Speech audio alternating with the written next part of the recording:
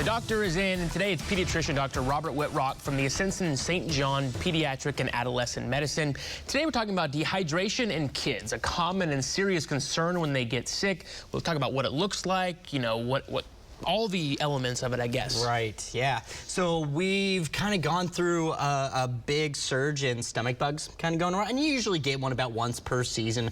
Lately, you may hear in the news about the Norwalk virus or Shigella and stuff like that kind of going through.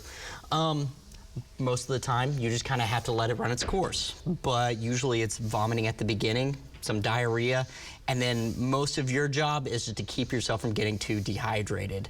And that's with, with kids, they're smaller bodies, they can't really lose a whole lot of water. And a lot of times when you lose that water, you lose electrolytes too. So much of this is whenever I have a kid that's starting to get sicker with this kind of thing, I start them on increasing their fluids and increasing a electrolyte replenishment solution. Most of the people over the counter, Pedialyte. Great stuff. It's exactly what I want. For adults too. For adults too. Oh yeah, it's wonderful for adults. I mean, you'll see sports figures drinking it on the sidelines, which is kind of funny because they'll have like a little bear on the side. It's awesome. So say you can't get Pedialyte that happen to be out at the store or something like that. Usually what I have people do at home is a little solution where they'll fill in about 1 liter of water or 1 quart of water. You'll do 2 tablespoons of sugar and a ½ teaspoon of salt. You can put a little bit of flavoring to taste in there, more so like Crystal Light packet or something like that. But that's enough sugar, enough water, and enough salt for them to be able to kind of replenish those losses. Honestly, that's kind of what's in an IV as well.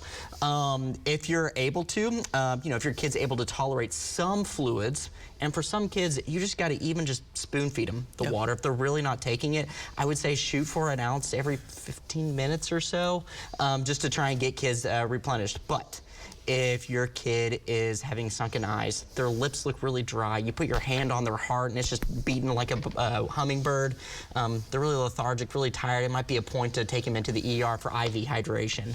Now I will say, oral rehydration is just as good as IV hydration, but the kid has to be able to tolerate it. And if they're not tolerating it, that's when you take them in.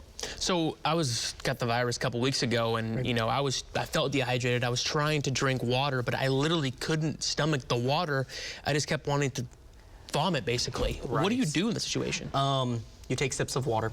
Small amount, even small amounts over time can kind of add up. So usually I say even just sips over every 10, 15 minutes or so. Sometimes you may have to go in and get some nausea medicine, like some Zofran or some Phenergan that you rub on your wrists. Sometimes that can kind of suppress that a little bit, but for my patients, usually just little sips. If they're just refusing to take it because they have a sore throat or there are sores in their mouth or something like that, sometimes you can actually freeze these things and make little popsicles out of it. That way it's more tolerable to the kids to take because popsicles are fun. So the key, stay hydrated. Dr. Wittrock, thank you as always for being here. Well, coming up in our next half hour, we checked